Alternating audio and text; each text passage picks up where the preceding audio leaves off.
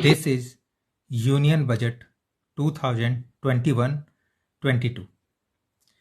जैसा कि आप स्क्रीन पे देख रहे हो, ये हैं निर्मला सीतारमण, जो कि फिनांस मिनिस्टर ऑफ इंडिया है। आप इनके हाथ में देख रहे हो एक रेड कलर का एक बॉक्स है। ये एक्चुअली पिछली बार की तरफ से थोड़ा सा डिफरेंट है। आप अगर ध्यान से देखोगे तो इसमें कोई भी डॉक्यूमेंट नहीं है। इसमें क्या है, इसमें है लैपटॉप या फिर टैबलेट। ओके, तो इस चीज को आपको समझना है। ये जो बजट रहा है ये है फर्स्ट डिजिटल बजट। ऑलराइट, तो सबसे पहली तो ये खासियत है इसकी। चलिए और क्या क्या खासियत है अगले आने वाले स्लाइड्स में हम लोग पढ़ेंगे। ऑलराइट, तो आप लोग तैयार है ना? ऑलराइट, चलिए। सी, these are important points in budget we have to study. Okay, first one is, as you can see, first is this is first ever digital union budget. Okay, और उसके लिए क्या किया है, एक यूनियन बजट मोबाइल ऐप भी launch हुआ है। अभी मैं आपको दिखाऊंगा वो कौन सा मोबाइल ऐप है। ओके, और देखो कि मतलब और इंपॉर्टेंट टॉपिक्स क्या हम पढ़ने वाले हैं इसमें। हम लोग basic concept of union budget देखेंगे कि कौन कौन से बेसिक कंसेप्ट्स आपको प्री रिक्विजिट है यूनियन बजट पढ़ने से पहले, समझने से पहले आपको ये सारी चीजें पता होनी चाहिए एग्जाम पॉइंट ऑफ व्यू से। And third one is important highlights of budget. यहाँ पे बजट में क्या करी गई है, 6 पिलर्स की बात करी गई है, 6 पिलर की बात करी गई है। तो वन बाय वन हम लोग वो सारे पिलर्स की बात करेंगे। और launch of new scheme and initiative, ये आपके लिए बहुत ही ज़्यादा इंपॉर्टेंट हो जाता है कि कोई भी न्यू स्कीम या फिर इनिशिएटिव अगर लॉन्च करी गई हो बजट में तो वो बहुत इंपॉर्टेंट हो जाता है सारे एग्जाम्स के लिए। ऑलराइट, तो चलिए आगे बढ़ते हैं। जो जो टॉपिक्स मैंने बताए हैं उसको वन बाय वन डिस्कस करते चले जाते हैं। ओके, चलिए। सी, जैसा कि मैंने आपको बात किया था, तो ये जो आप स्क्रीन पे देख रहे हो ये है आपका यूनियन बजट का ये जो मोबाइल ऐप मैंने बताया था ना, ये देखो ये है मोबाइल ऐप आपका union budget. NIC eGov mobile app के थ्रू आप डाउनलोड कर सकते हो और ये आपका यूनियन बजट क्या है, आप इसको पढ़ सकते हो। ओके, चलिए, ये तो रही बात ऑनलाइन ऐप की। अब आगे बढ़ते हैं और डिफरेंट फीचर्स की बात करते हैं। चलिए, सबसे पहले तो मैंने बात करी थी, मैं बात करूंगा basic concept of union budget जो कि आपको पढ़ना है। तो क्या क्या मतलब बेसिक कंसेप्ट आपको पढ़ने हैं, जैसा कि आप स्क्रीन पे देख रहे हो, आपको यहाँ पे पढ़ना है इंडियन पॉलिटी के बारे में एंड प्लस इंडियन इकोनॉमी के बारे में। ऑलराइट, तो देखते हैं कि इंडियन पॉलिटी में हम लोग क्या क्या पढ़ेंगे। देखो, आर्टिकल 112 के बारे में आप पढ़िए, जो रिलेटेड है किससे, यूनियन बजट से। वैसे इसको बजट नहीं कहते हैं, ठीक है, इसको बोलते हैं एनुअल फाइनेंशियल स्टेटमेंट बोलते हैं। बजट नेम यूज नहीं करा गया है। कंसोलिडेटेड फंड क्या होता है, ओके, इसके बारे में आपको पता होना चाहिए। आर्टिकल कौन सा रिलेटेड है इससे, ये आप बताइए मुझे कमेंट बॉक्स पे। कंटीजेंसी फंड क्या होता है, consolidated fund and contingency fund एक दूसरे से अलग कैसे हैं, ये आपको बताना है। Consolidated fund parliament without approval के नहीं पॉसिबल है। कंटीजेंसी फंड किससे रिलेटेड है, प्रेसिडेंट से रिलेटेड है। ये सब आपको पता होना चाहिए। पब्लिक अकाउंट के बारे में आपको पता होना चाहिए। Difference between interim and full flashed budget के बारे में आपको पता होना चाहिए। इंटरिम बजट क्या होती है, फुल फ्लैश्ड बजट क्या होती है। ये देखो, अभी जो बजट पेश हुआ वो कौन सा बजट था, इंटरिम बजट था या फुल फ्लैश्ड बजट था? जी हाँ, ये फुल फ्लैश्ड बजट था। इंटरिम बजट कब आता है, इंटरिम बजट तब आता है जब मतलब आप देखोगे इलेक्शन ईयर, तो जनरली आप उस टाइम देखोगे इंटरिम बजट आपको मिलेगा। ठीक है, अब देखिए डिपार्टमेंटल स्टैंडिंग कमेटी के बारे में आप पढ़िए, ये पॉलिटिकल एंगल है।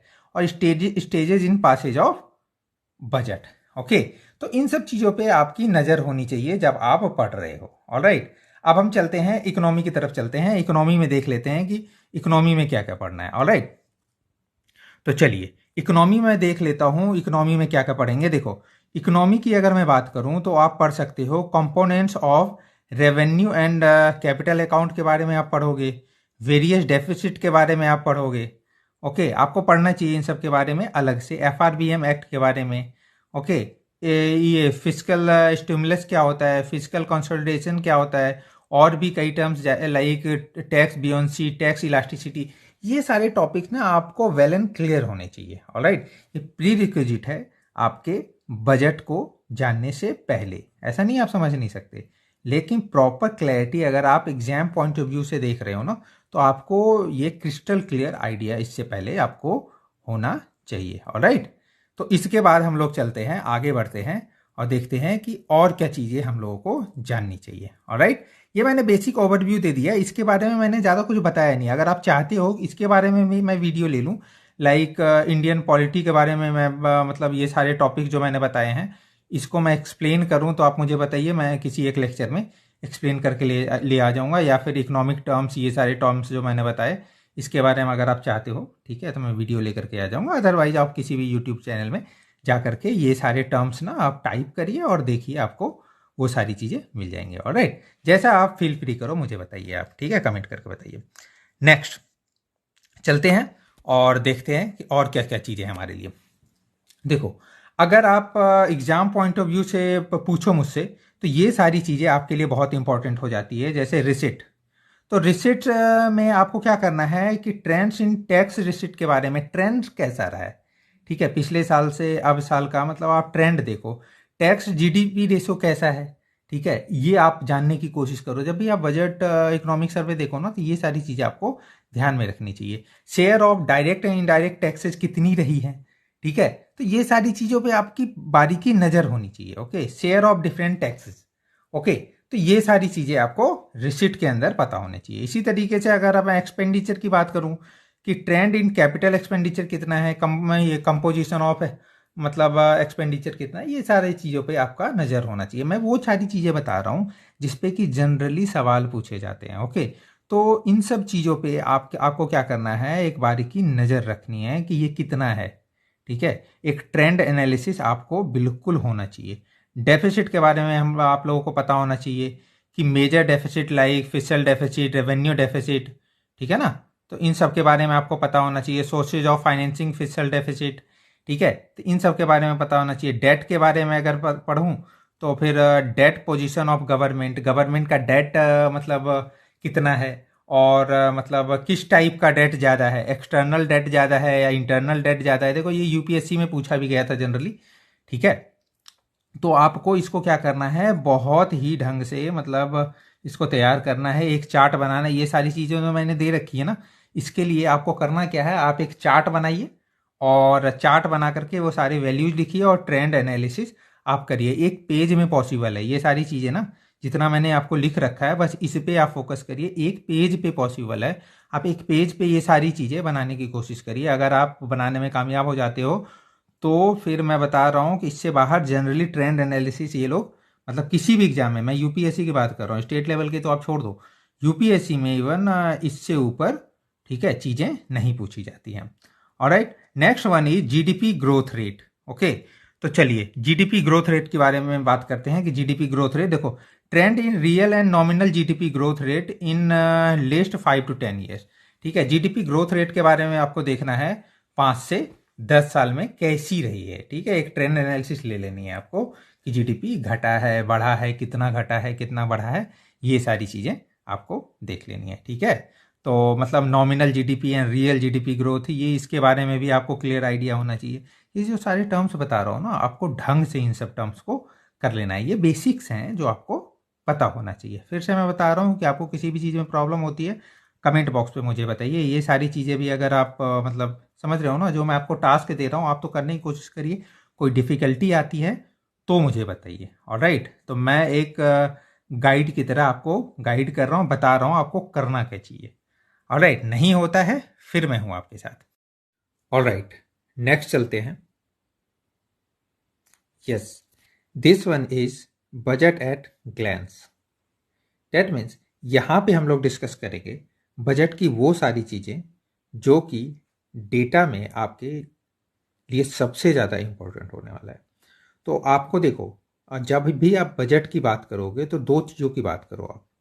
वन इज रिसिप्ट, देखो वन इज रिसिट, ये देखो आपको receipt, and second is expenditure. Okay, तो अब देखो कि रिसिट एंड एक्सपेंडिचर की अगर बात करो तो एक्सपेंडिचर कितने तरह के होते हैं, one is revenue expenditure, second is capital expenditure. इसी तरह से रिसिट दो तरह का होगा, एक होगा रेवेन्यू रिसिट और दूसरा होगा कैपिटल रिसिट। ओके, तो इस तरीके से हम लोग डिवीजन करते हैं। तो ये सारी जो वैल्यूज है ना, ये आपके लिए इंपॉर्टेंट होती है, तो आपको इसको क्या करना है, ध्यान रखना है। ऑलराइट, ठीक है ना। तो चलिए अब चलते हैं, देखते हैं कि रेवेन्यू एक्सपेंडिचर कितना है। रेवेन्यू एक्सपेंडिचर की बात करेंगे तो ये देखो, ये एक्चुअल है 19-20 का, और ये है बजटेड 20-21 का। Okay, revise one is this, and budgeted 21, यानी अगले साल के लिए 21-22 के लिए ये किया हुआ है। और देखा गया है कि 19-20 और बीई, बीई जो देख रहे हो ना, बीई का मतलब होता है बजट एस्टिमेटेड, यानी इन दोनों का, इन दोनों का, ये जो आप ये दोनों देख रहे हो ना, इन दोनों का आपको यहाँ पे परसेंटेज दिया हुआ है कि इसमें क्या चेंजेज है। ओके, तो आपको देखना है रेवेन्यू एक्सपेंडिचर में क्या चल रहा है। तो देखो, रेवेन्यू एक्सपेंडिचर कितना था पहले, 23,50,604 था, ये करोड़ में है सारे रुपीज। और ये बजटेड जो इस बार जो हुई है बात, तो वो कितना है, ये है आपका जैसे कि आप बात करो 26,30,145। ठीक है, तो ये वाली चीज है। देखो, एक्चुअल और बीई 21-22, ये देखो सॉरी, ये जो देखा दिया गया है परसेंटेज, इसके और इसके बीच है, first one and last one के बीच है, ये देखो 21-22 के बीच दिया हुआ है। ओके, तो ये, तो हम लोगों ने ये ध्यान रखना है। तो रेवेन्यू देखो 19-20 के लिए कितना है, 23,50,604, और अब बजटेड इस बार कितना किया गया, 29,29,000। ओके, देखो ये बजटेड है, ये ना चेंज होता रहता है, ये लास्ट ईयर जब देखोगे ना तो वो एक्चुअल होकर के आएगा। ओके, लास्ट ईयर का बजट होगा ना, तो ये वाला क्या होगा, एक्चुअल आपको बताएंगे। ये रिवाइज्ड वाला कितना था, 30 है। ओके, इस तरीके से आप याद रखो। ठीक है, next one is capital expenditure. ठीक है, आपको एक आइडिया लगाना है। देखो, कैपिटल एक्सपेंडिचर की अगर बात करो 3,35,726 है। ओके, और आप अगर बजटेड की बात करो तो कितना है, 5,54,000। ठीक है, 236, यानी कैपिटल एक्सपेंडिचर में बहुत ज़्यादा, ठीक है, बदलाव आपको देखा गया। That means 29। ठीक है, इसको बहुत ज़्यादा कहेंगे। इसी तरीके से रेवेन्यू एक्सपेंडिचर में क्या है, 12%। देखो, अगर कैपिटल एक्सपेंडिचर में आप अगर पैसे जो है कैपिटल में ज़्यादा लगाते हो, यानी आप सोचो कि दो तरह के खर्च होते हैं आपके, एक्सपेंडिचर का मतलब खर्च होता है। ओके, खर्च दो तरीके से आप करते हो। फर्स्ट खर्च करते हो कि आप जैसे कपड़े वगैरह ले लिए, ठीक है, तो ये एक खर्च हुआ। और दूसरा ये एक खर्च हुआ जो कि आपने मकान ले लिया, या फिर सपोज करो कि आपने किसी मतलब फैक्ट्री में, मतलब ना सपोज करो आप कंपनी कोई खोल रहे हो, ठीक है, उसमें आपने इन्वेस्ट कर दिया, इन्वेस्टमेंट। तो कोई भी इन्वेस्टमेंट जो होती है ना, वो कैपिटल एक्सपेंडिचर कहलाता है। और कपड़े वगैरह में जो मतलब घर के खाने वाने में जो खर्च करते हो, वो रेवेन्यू एक्सपेंडिचर होता है। ओके, तो आप याद रखो कि हमेशा जब भी कैपिटल एक्सपेंडिचर हम इंक्रीज करते हैं ना, तो हमारे जीडीपी में वो इंक्रीमेंट आगे चल करके दिखता है। ओके, तो देखो, ये बहुत अच्छा मूव मैं कहूँगा कि कैपिटल एक्सपेंडिचर में 29% एक्सपेंडिचर की बात करी गई है, इंक्रीमेंट की। ठीक है, अब आउटले की बात करेंगे तो इतना कुछ इंपॉर्टेंट नहीं होगा। टोटल एक्सपेंडिचर की एक बार बात कर लेंगे। टोटल एक्सपेंडिचर क्या होगा, इन दोनों को आप प्लस कर दो जनरली, ये वाला आपको ध्यान रखना है और ये वाला ध्यान रखना है। ठीक है, सिमिलरली हम लोग क्या करेंगे, रिसीट की तरफ चलेंगे, और रिसीट में क्या देखेंगे। ठीक है, रिसीट में हम लोग देख लेते हैं। रिसीट में ये देखो, रेवेन्यू रिसीट की बात कर लेते हैं और कैपिटल रिसीट की बात कर लेते हैं। देखो, कैपिटल रिसीट कितना है हमारा, ये है 16,84,059। और अब देखो 17,88,420, मतलब 4 to 4, देखो 3% का इंक्रीज है। ठीक है, और कैपिटल रिसीट कितना है, 68,620, एंड दिस वन इज 1,88,000। देखो, फिर देखो कैपिटल रिसीट में कितना ज़्यादा इंक्रीमेंट है, डेट इज 66%। ठीक है, तो ये जो है मतलब मेजर चीज़ें हैं जो कि आपको ध्यान रखनी चाहिए कि यहाँ पे 66% का इंक्रीमेंट दिखाया जा रहा है। ठीक है, अब देखो और क्या क्या चीज़ें देखनी है। अब यहाँ पे देखो टोटल रिसीट कितनी है, इस चीज़ को भी आप ध्यान रखो। 17 लाख के आसपास है, और यहाँ पे आप देखो 19 लाख के आसपास है। बस एक आइडिया आप लगा करके चलो कि मतलब ना कितना है क्या नहीं है। ठीक है, ठीक है ना। तो अब देखो कि नेगेटिव किस में आ रहा है, ये भी एक देखने वाली चीज होगी। रिकवरी ऑफ लोन जैसे इसमें नेगेटिव है, तो ये एक ध्यान रखना, रिकवरी ऑफ लोन में क्या है, नेगेटिव मतलब दिखाया गया है, ठीक है ना। चलो अब क्या है, रेवेन्यू डेफिसिट की बात कर रहे हैं यहाँ पे किसकी बात कर रहे हैं, रेवेन्यू डेफिसिट की बात कर रहे हैं। तो ये देखो, अब फिर से न्यू मतलब कलर ले लेता हूँ मैं, ठीक है। देखो रेवेन्यू डेफिसिट आपको ध्यान में रखना है एंड फिस्कल डेफिसिट आपको ध्यान रखना है, और प्राइमरी डेफिसिट आपको, इन तीनों के डेफिनेशन आपको ध्यान में रखने चाहिए कि revenue deficit, fiscal deficit and primary deficit में डिफरेंस क्या होता है। तो देखो अगर मैं बात करूं तो वो कितना है, देखो 19-20 का एक्चुअल की बात करो, आप एक्चुअल ही याद रखो बस, 3.3, 4.6 एंड 1.6, बस आप एक्चुअल याद रखो, ठीक है ना। बाकी चीज़ों पे हम लोग नहीं जाते, ठीक है, एस्टिमेट वगैरह पे हम लोग नहीं जाते, एक्चुअल पे जाते हैं। 19-20 का एक्चुअल कितना है, 3.3, 4.6 एंड 1.6, बस इतना ध्यान रखना है आपको, ठीक है। ऑलराइट, आप समझ गए कितना कुछ ध्यान रखना है, जितना आपने मैंने मतलब एनसर्कल करा है वो सब आपको ध्यान में रखना है। ओके चलिए अब नेक्स्ट चलते हैं। नेक्स्ट क्या है, नेक्स्ट है आपका ब्रेकअप ऑफ सेंट्रल गवर्नमेंट रेसिट इन 2021-22। देखो ये जो रेसिट है ना, जो कि पैसे आ रहे हैं, मैंने बताया था एक्सपेंडिचर क्या है कि पैसे को लगाना, और रेसिट का मतलब पैसे का आना यानी इनकम। इनकम आपका क्या कहलाता है, इनकम कहलाता है आपका रेसिट, और एक्सपेंडिचर कहलाता है आपका खर्चा।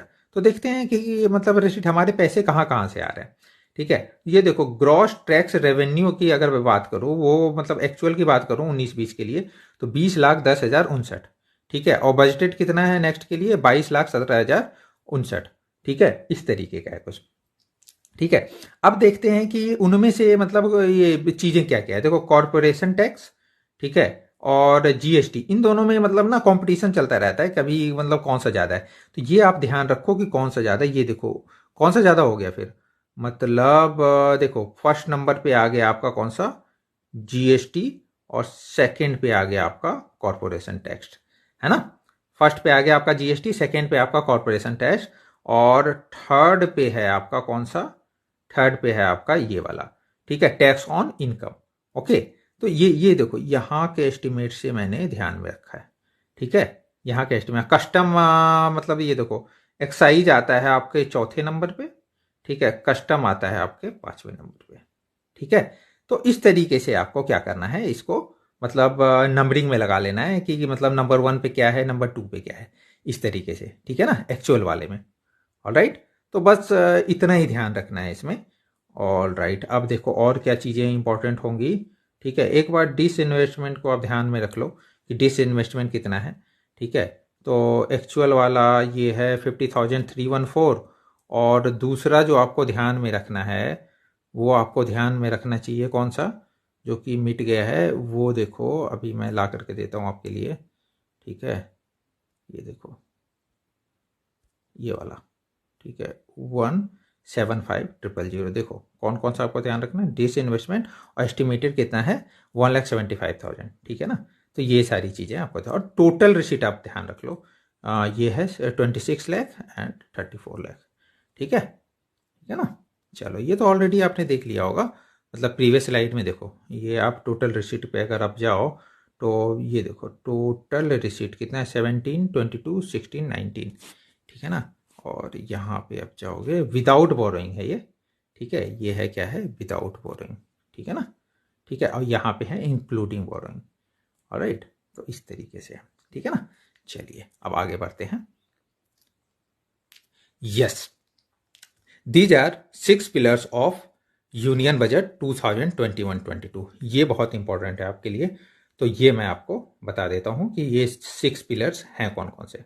Okay, first one as you can see is health and wellbeing, ठीक है। Second is physical financial capital and infrastructure. Third is inclusive development for aspirational India. Fourth is human capital. Fifth is innovation and research and development, and the sixth is minimum government, maximum governance, ठीक है। तो ये सारे मतलब 6 pillars हैं जिसके बारे में बात करी गई है। चलिए अब हम लोग क्या करते हैं कि फर्स्ट पिलर पे बात करते हैं। फर्स्ट पिलर किसकी बात करता है, फर्स्ट पिलर बात करता है हेल्थ एंड वेलबीइंग की।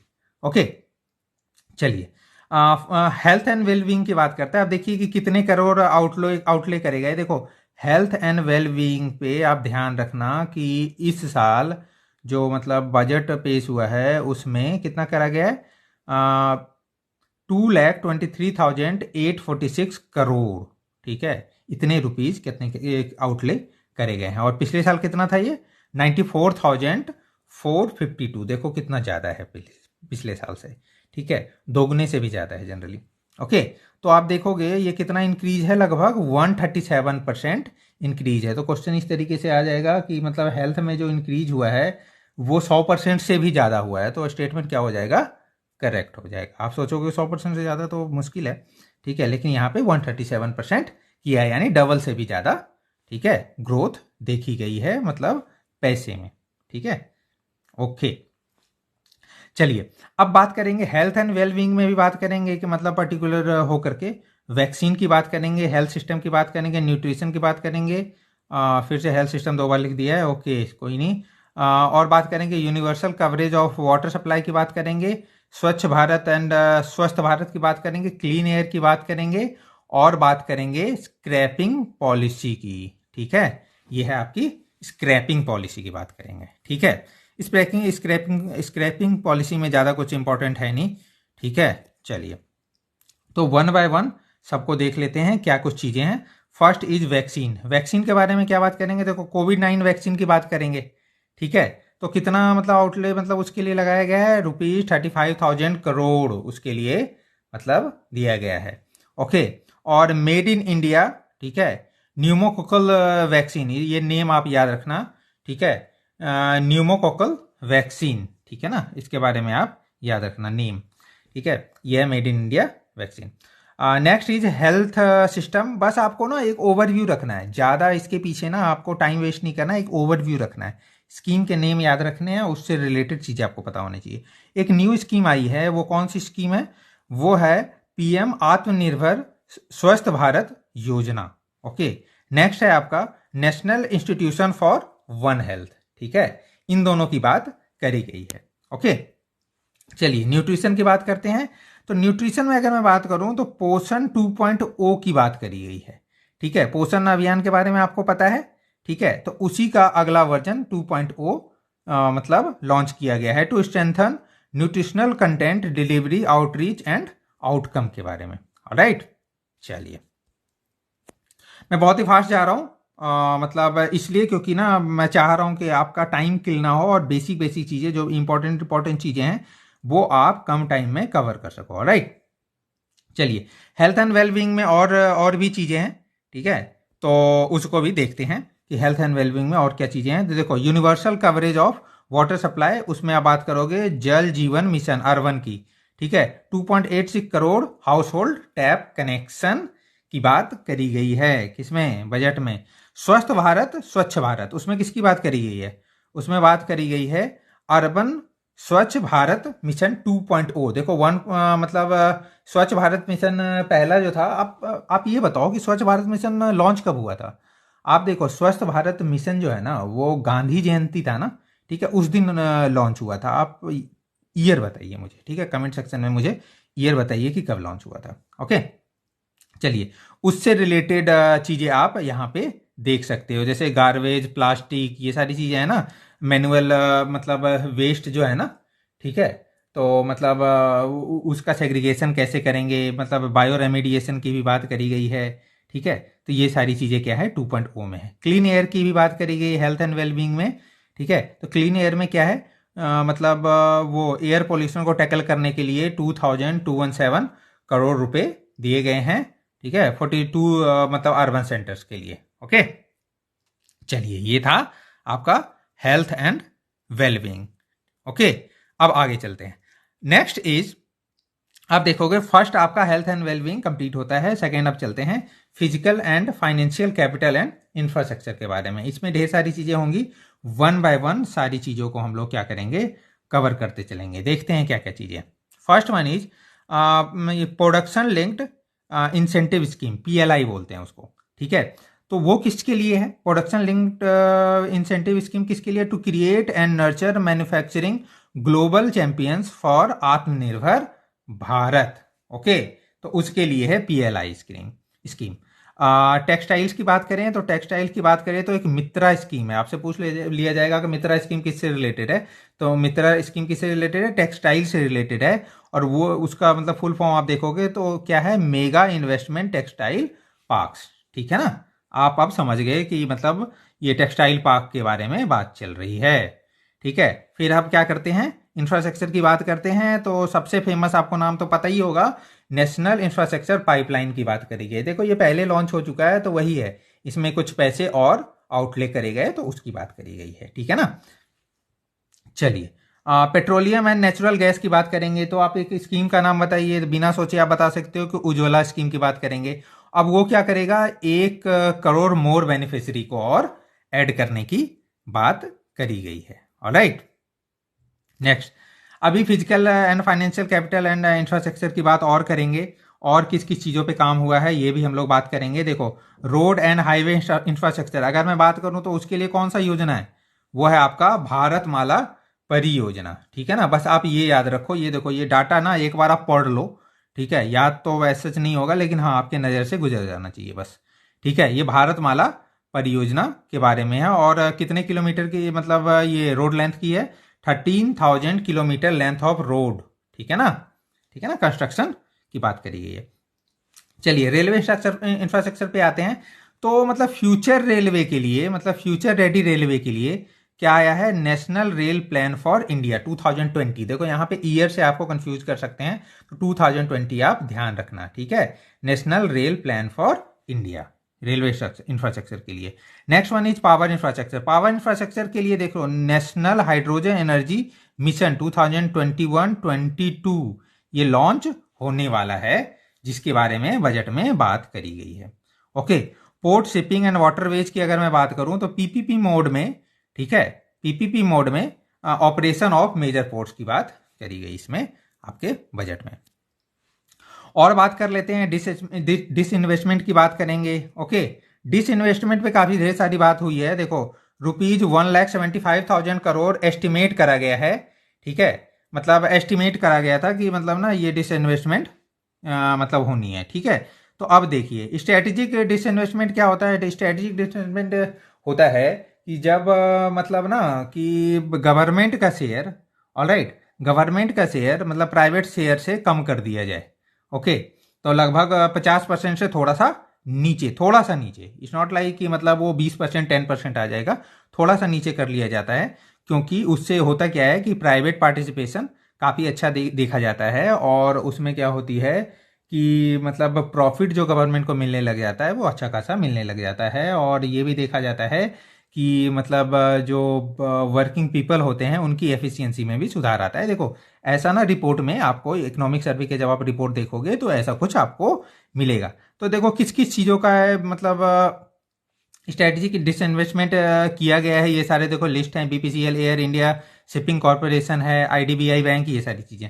देखो आईडीबीआई बैंक को तो पहले ही मतलब प्राइवेटाइज मतलब कर दिया गया है। तो ये देखो 2 अदर पब्लिक सेक्टर बैंक की बात करी गई है, उसको भी किया जाएगा। अब कौन सा बैंक होगा अभी बताया नहीं गया है, कुछ दिन बाद इसका खुलासा हो जाएगा। और 1 जनरल इंश्योरेंस कंपनी को भी प्राइवेटाइज किया जाएगा। ऑलराइट, चलिए डिसइन्वेस्टमेंट के बाद बात करते हैं डिपॉजिट इंश्योरेंस की बात करेंगे। डिपॉजिट इंश्योरेंस में देखो बात करी गई है अमेंडमेंट टू DICGC एक्ट 1961।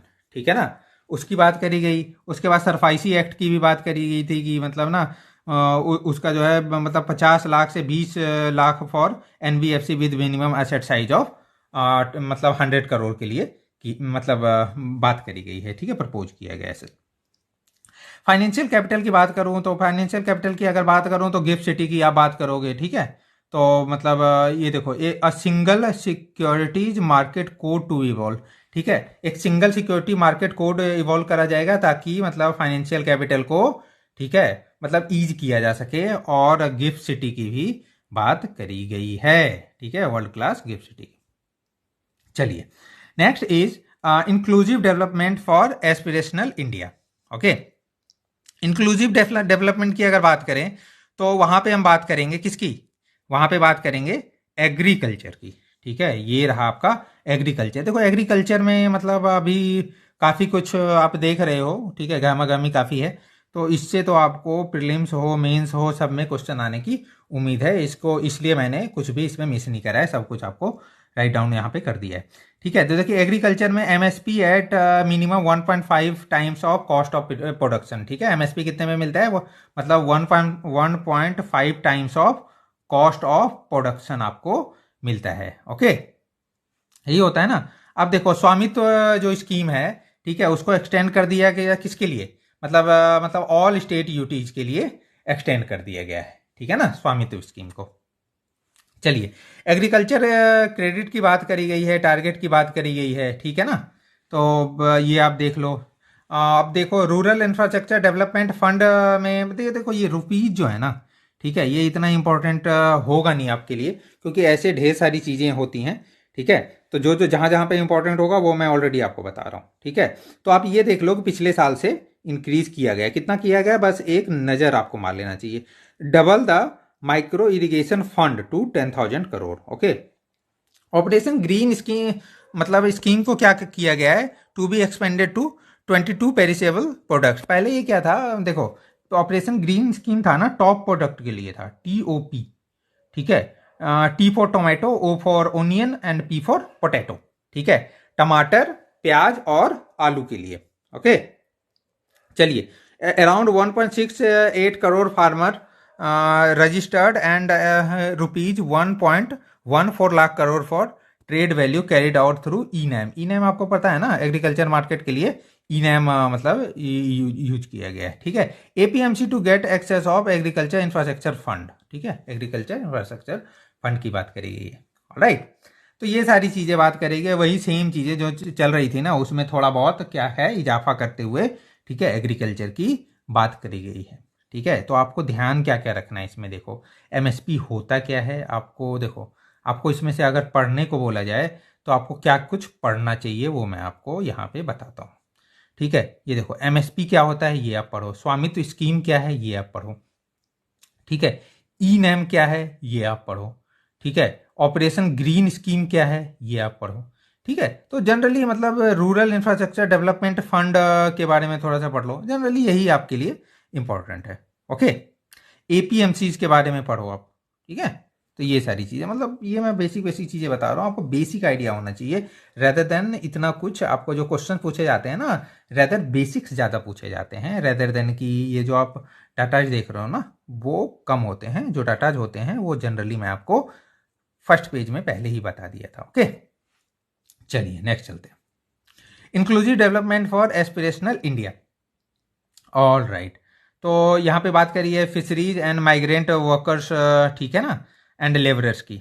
ठीक है, इंक्लूसिव डेवलपमेंट की बात करेंगे। तो अब देखो 5 major fishing harbours, Kochi, Chennai, Visakhapatnam, Paradip and ये Petuaghat to be developed as hub of economic activity. देखो मल्टीपर्पज सीवीड पार्क कहाँ पे मतलब बात करी गई है, तमिलनाडु में प्रपोज किया गया है। ठीक है ना, सीवीड कल्टीवेशन के लिए। ठीक है, तो ये आप याद रखना, मल्टीपर्पज सीवीड पार्क कहाँ पे मतलब बात करी गई है, तमिलनाडु में। और 5 फिशिंग हार्बर्स के बारे में भी। माइग्रेंट वर्कर एंड लेबरर्स के लिए देखो क्या है, उनके लिए आया है 1 नेशन 1 राशन कार्ड। इसके बारे में आपने सुना होगा। ठीक है, ये कब आया था, ये मतलब अगर मुझे याद हो जुलाई के आसपास आया था। ठीक है, 2000 इसी साल, मतलब सॉरी 2020 में। ठीक है, अब तो 2021 हो गया।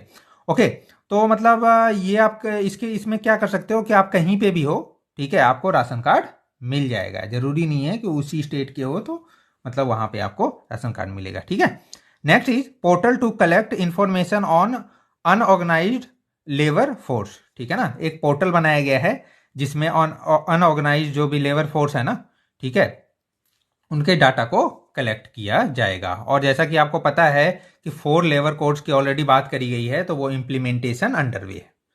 ठीक है ना, चलिए अब आगे बढ़ते हैं, देखते हैं क्या है आगे। चौथे में आ जाते हैं। अब हम बात करते हैं ह्यूमन कैपिटल की, मतलब बात करते हैं ह्यूमन कैपिटल में किस किस चीज़ की बात करेंगे। ह्यूमन कैपिटल में जो हम लोग बात करेंगे वो हम लोग बात करेंगे इसकी स्कूल एजुकेशन की बात करेंगे। ठीक है, हायर एजुकेशन की बात करेंगे, schedule caste and schedule tribe के वेलफेयर की बात करेंगे, स्किलिंग की बात करेंगे। पहले देख लेते हैं स्कूल एजुकेशन। वहां पे आप बात करोगे नेशनल एजुकेशन पॉलिसी की। नेशनल एजुकेशन पॉलिसी में है क्या, कि 15,000 स्कूल को स्ट्रेंथन करने की बात करी गई है, ठीक है। और फिर देखो कि सैनिक स्कूल को भी सेटअप करने की बात करी गई है। देखो उसके बाद बात करी गई है हायर एजुकेशन के बारे में, ठीक है। आपने देख लिया मतलब सिंपल स्कूल के बारे में क्या क्या बात करी गई है। नेशनल एजुकेशन पॉलिसी को 15,000 स्कूल में, ठीक है, स्ट्रेंथन करने की बात करी गई है। हायर और सैनिक स्कूल की बात करी गई है। हायर एजुकेशन की अगर मैं बात करूं तो हायर एजुकेशन में आप देखो की बात करी गई है higher education commission of India की बात करी गई है कि मतलब एक लेजिस्लेशन बनाएंगे जिससे इनको क्या करा जाए, ठीक है, इंट्रोड्यूस किया जाए। हायर मतलब HECI, ठीक है ना, उसको लाया जाए, ठीक है। नेक्स्ट इज SC ST के लिए क्या किया गया है, मतलब एकलव्य स्कूल मतलब की बात करी गई है। एकलव्य जो कि रेसिडेंशियल स्कूल है, ठीक है ना, ट्राइबल एरिया के लिए। स्किलिंग की बात करूं तो अप्रेंटिसशिप की बात करी गई है, ठीक है। तो उसके लिए नेशनल अप्रेंटिसशिप ट्रेनिंग स्कीम की भी बात करी है, उसको नाट्स बोलते हैं, ठीक है ना। उसको 3,000 रुपये आउटले करे गए हैं। Alright, next is innovation and research and development. Okay, देखते हैं इसमें क्या बात हुई है। इसमें देखो national research foundation, Gaganyaan mission, दो चीजों की बात करी गई है। गगनयान मिशन को देख लेते हैं। गगनयान मिशन में क्या है, देखो NSIL, ठीक है, NSIL के द्वारा PSLV CS51 लॉन्च किया गया है, ठीक है। वो कैरी क्या कर रहा है, Brazil's Amazonia satellite and some Indian satellite, ठीक है ना, ये कैरी कर रहा है, ठीक है। और ये देखो गगनयान मिशन की अगर मैं बात करूं उसमें क्या हो रहा है, 4 Indian astronaut being trained on ये generic space flight aspects in Russia, ठीक है। 4 इंडियन एस्ट्रोनॉट को ट्रेन किया जा रहा है एज सच, ठीक है। और ये क्या है, फर्स्ट अनमैन्ड लॉन्च मतलब होने वाला है कब, दिसंबर 2021 में, अभी जो कि प्रपोज्ड है, ठीक है ना।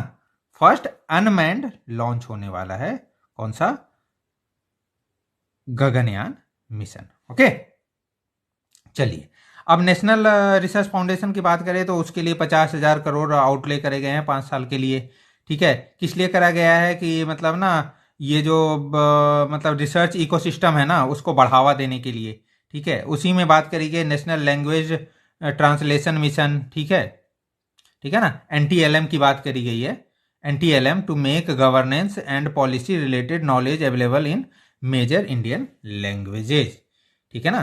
तो भाई मतलब लैंग्वेज ट्रांसलेशन से आप आइडिया लगा सकते हो, ठीक है ना। तो ये सारी चीजें थी। अब देखिए बात करेंगे ये minimum government and maximum governance. इसमें ऐसे जितनी कुछ बात करी नहीं गई है जो कि एग्जामिनेशन के लिए इंपॉर्टेंट हो, लेकिन देखो मैं बता देता हूँ, हेल्थ केयर प्रोफेशनल के लिए बात करी गई है एंड डिस्प्यूट विद CF मतलब CPSEs के लिए बात करी गई है, ठीक है ना। तो ऐसा इतना इंपॉर्टेंट नहीं है तो आप इसको लीव। 2021 के बारे में बात करी गई थी कि year of milestones for Indian history की बात करी गई। ये देखो ये क्या है, मतलब ये 75 ईयर ऑफ इंडियन इंडिपेंडेंस है, 60 ईयर ऑफ गोवा एक्सेशन है, 50 years of 1971 India Pakistan war है, ठीक है। ईयर ऑफ 8th सेंसस अब देखो होने वाला है, ठीक है। ब्रिक्स प्रेसिडेंसी इंडिया को मिली और चंद्रयान 3 मिशन की बात करी गई है, ठीक है। और हरिद्वार महाकुंभ की भी बात करी गई। तो ये सारी चीजें बोल बच्चे नहीं कह सकते इसको आप, ठीक है। Net borrowing of states, okay. चलिए नेट बोरोइंग ऑफ स्टेट के बारे में अगर मैं बात करूं तो ये देखिए 4% ऑफ GSDP फॉर ईयर, ठीक है, 2021-22 as per recommendation of 15th finance commission. देखो अब क्या है, state expected to reach physical deficit of 3% of GSDP by 2023-24, ठीक है, as recommended by 15th finance commission. बस इतना चीज आपको याद रखना है, ठीक है ना।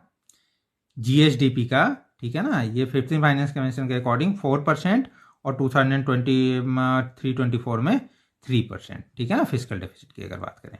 सिंपल, बस इतना आपको ध्यान में रखना चाहिए, ठीक है। चलो 15th फाइनेंस कमीशन की बात हो ही गई है तो इसकी भी बात कर लेते हैं, ठीक है ना। 15th फाइनेंस कमीशन की भी बात कर लेते हैं। देखते हैं 15th फाइनेंस कमीशन के मतलब चेयरमैन कौन थे।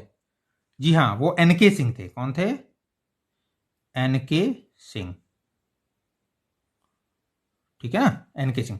चलो आगे बढ़ते हैं। फाइनल रिपोर्ट ऑफ रिकवरिंग 2021 से 26 के लिए, और स्टेट को कितना मिला है, 41 का, ठीक है, 41% दिया गया है, ठीक है ना, ठीक है ना, 41% दिया गया है। और मतलब fund of UTs of Jammu and Kashmir and Ladakh would be provided by centre. Obvious सी बात है कि मतलब आपको पता ही है स्टेट का कौन, मतलब स्टेट को डायरेक्ट मिल जाता है, और यूटीज को कौन देता है, वो सेंटर अपने पैसे में से कुछ परसेंट देती है, किसको, यूटीज को। तो अब क्या है, जम्मू कश्मीर लद्दाख जब से यूटी बन गया है तो उसको सेंटर प्रोवाइड करेगी। ओके, इसीलिए वो 42 से क्या हुआ, 41 पे डिक्रीज कर दिया गया है, ठीक है। 42 से 41 क्यों डिक्रीज कर दिया गया, वही रीजन है। चलो अब चलते हैं। ऑन द कमीशन रिकमेंडेशन कितना है, ₹1,18,472 करोड़ have been provided as revenue deficit grant to 17 states in 2021-22 as against 74,340 crore to 14 states in 2020-21। देखो ग्रांट क्या हुआ, ग्रांट के पैसे पहले से बढ़ाए गए हैं, ठीक है। इस साल कितने मिले हैं, 1,18,452, पिछले साल 74,340 करोड़ थे। ओके चलिए, और एक मतलब ये है आपके मेंस के लिए, आपके लिए इंपॉर्टेंट हो सकता है। बस एक बार मैं आपको बता देता हूं कि आत्मनिर्भर भारत से मतलब आप जनरली एक्सपेक्ट कर सकते हो क्वेश्चन अगर, ठीक है। तो देखो अगर आप बात करो तो आत्मनिर्भर मतलब भारत एक न्यू आइडिया नहीं है, ये एंशियंट में भी हम लोग मतलब ना अपने आप को सेल्फ रिलायंट मानते थे, और बिजनेस एपी सेंटर था इंडिया वर्ल्ड का। ओके, तो उसकी बात करी गई। आत्मनिर्भर भारत की अगर मैं बात करूं तो एक्सप्रेशन ऑफ, देखो आत्मनिर्भर भारत क्या है, ये मतलब ये एक्सप्रेशन ऑफ मतलब इंडियंस है जो उसको फुल कॉन्फिडेंस देता है, ठीक है, उसके कैपेबिलिटी एंड स्किल्स के बारे में, ठीक है ना। चलो अब स्ट्रेंथनिंग ऑफ संकल्प ऑफ द, देखो nation first, doubling farmer income, strong infrastructure, healthy India, good governance, opportunities for youth, education for all, women empowerment, inclusive development, ये सारी बात करी गई है किसमें, आत्मनिर्भर भारत में, ठीक है। तो ये जो चीजें मैं अभी आपको दिखा रहा था ना, उसको आप ढंग से करिए, ये आप इसका स्क्रीनशॉट ले लीजिए, आपके मेंस में आपके काम आएगा। चलिए अब देख लेते हैं achievements and milestone during covid pandemic. ये देखो ये चीजें बहुत ये पूछी जा सकती हैं, गवर्नमेंट के मतलब एफर्ट आपको पूछे जा सकते हैं, कोविड-19 में गवर्नमेंट के क्या एफर्ट रहे और क्या माइलस्टोन मतलब और अचीवमेंट्स गवर्नमेंट ने अचीव करे। ऑलराइट, तो चलिए देखते हैं कि क्या बात करिए। सबसे पहले तो आपको बात करनी है प्रधानमंत्री गरीब कल्याण योजना की, ठीक है। तो उसमें देखो ये सारे मतलब जो डाटाज मैंने दे रखे हैं ना, ठीक है, उसको एज इट इज आपको याद रखना है, ठीक है। ये मैंने बस आपको मेंस स्टडी के लिए एक बार यहां पे दे दिया है, ये आपको देखना है, ठीक है। इसके बाद आपको बात करनी है आत्मनिर्भर भारत पैकेज के बारे में बात करनी है, ठीक है ना। ओके चलो, तो आप किसकी बात करोगे, प्रधानमंत्री गरीब कल्याण योजना एंड आत्मनिर्भर भारत पैकेज की बात करोगे, जिस तरीके से मैंने लिख रखा है ना, ठीक है, उस तरीके से आप इसको ध्यान में रखोगे, ठीक है ना। ये मैं आपको मतलब काइंड ऑफ नोट्स दे रहा हूं कि आपके मेंस के लिए। ओके चलो, achievements and milestone during covid pandemic, अभी तो उसी चीज के बारे में और चीजें मैं बता दूं। स्ट्रक्चरल रिफॉर्म की अगर मैं बात करूं तो इसको आप कभी नहीं भूल सकते, one nation one ration card को कभी नहीं भूल सकते। एग्रीकल्चर एंड लेबर रिफॉर्म्स की बात आप करिए, ठीक है। रीडेफिनेशन ऑफ एमएसएमईज, यस, ये क्या है इस पे आप ध्यान रखिए, ठीक है, ये इंपॉर्टेंट है, ये प्रीलिम्स के लिए भी आपका इंपॉर्टेंट हो गया, ठीक है। कमर्शलाइजेशन ऑफ ये mineral sector, privatisation of public sector undertaking, production linked incentive scheme, ये सारी चीजें हैं ना, ठीक है। इसको आप ध्यान से रखिए, पिछले साल का मतलब सब कुछ लेखा जोखा है, ठीक है। इसके बारे में आप ढंग से पढ़िए, ये बजट का तो ऐसा पार्ट नहीं है, पिछले साल का पार्ट है, ठीक है। तो एज अ जनरल नॉलेज आप इसको कवर करिए, ये आपका इंपॉर्टेंट होगा क्योंकि बजट में ये सारी चीजें डिस्कस करी गई हैं पिछले साल का, ठीक है। Status of India fight against कोविड-19, ठीक है। 2 मेड इन इंडिया वैक्सीन, ठीक है ना, 2 मेड इन इंडिया वैक्सीन हुई है, और 2 और मोर न्यू वैक्सीन एक्सपेक्टेड सून, ये भी बात हुई है। लोएस्ट डेथ रेट पर मिलियन, ये इंडिया का मतलब एक अचीवमेंट ही कहा जाएगा। चलिए इतना ही था इस बजट के बारे में। आप इसमें कमेंट करके बताइए कि ये आपको कैसा लगा और मैं कैसे इसको इम्प्रूव कर सकता हूँ, और इसको लाइक शेयर सब्सक्राइब करिए अगर आपको ये